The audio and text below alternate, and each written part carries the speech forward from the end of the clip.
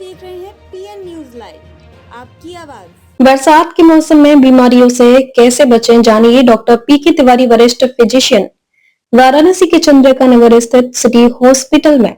वरिष्ठ physician doctor पीके तिवारी ने बताया कि बरसात के मौसम में बीमारियों से कैसे बचें। उन्होंने कहा कि इस मौसम में पहले तो बरसात में भीगे नहीं और इस मौसम में पानी को बयाल करके पानी चाहिए, क्योंकि इस मौसम में सबसे अधिक पानी प्रदूषित होता है, जिसके कारण आप तमाम बीमारियों की चपेट में आ सकते हैं।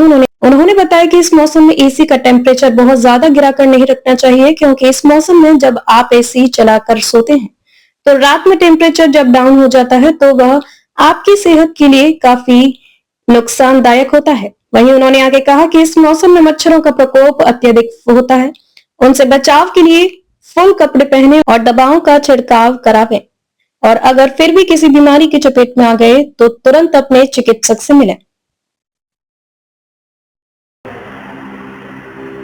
जी डॉक्टर साहब, जिस तरह से मौसम चल रहा है, ठंड और गर्म दोनों साथ साथ चल रहा है, उसमें ऐसे में लोगों को किस तरह से अपने को बचाव करना चाहिए जो वायरल और तमाम बीमारियों की चपेट में ना आ पाए?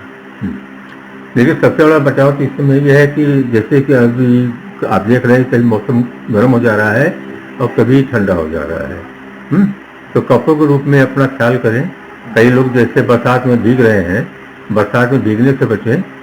बरसाती हवा जो होती है, जिसे हम कहते हैं ना कि वैसे बालकनी में बैठ के बरसाती हवा का आनंद ले रहे हैं, तो उस चीज़ से बचाव करें।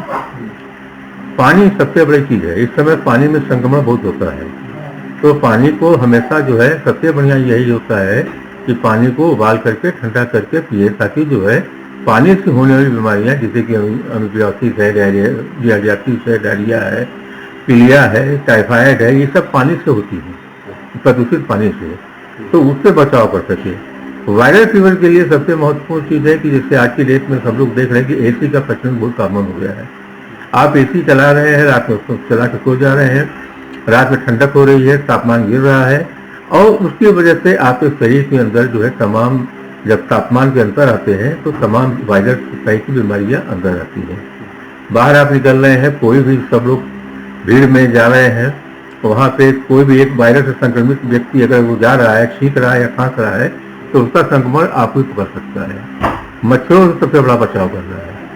इस समय जो है, जैसे आप सबको मालूम है, हर साल इस समय डेंगू का प्रकोप शुरू हो जाता है। बाढ़ के बाद जब पानी उतरने लगता है, उसके बाद मच्छरों का भी प्रकोप बढ़ने लगता है। तो मच्छर जब बीमारी में बचेंगे, मच्छरों का इस्तेमाल, मतलब मच्छरदानी का इस्तेमाल करना चाहिए। और डेंगू के मच्छर ये दिन में उठते हैं और वो पैरों के नीचे ही काटते हैं, घुटने के नीचे। तो आप हमेशा जो फुल स्लीव पहने, पैंट और मोजा जूता पहन के रहिए, न कि चप्पल पे रहिए जो है, ताकि जो है वो मच्छर अगर आपको न काट सके और इनसे बचा सके। तो बचाव ही सबसे बड़ी चीज़ है। होने के बाद तो फिर प्रॉब्लम हो जाती है। सब ठीक है बचाव, लेकिन अगर मच्छर के काटने के चपेट में आ गए हैं और डेंगू के चपेट में आ गए, कैसे प्रथम दृष्टिया इसकी जानकारी मरीज को हो और चिकित्सक से फौरन मिले? जब भी आपको वायरल बुखार होता है, किसी भी प्रकार का वायरल बुखार होता है, तो आपको सबसे पहले शरीर में हरारत होती है, जोड़ों में दर्द होता है।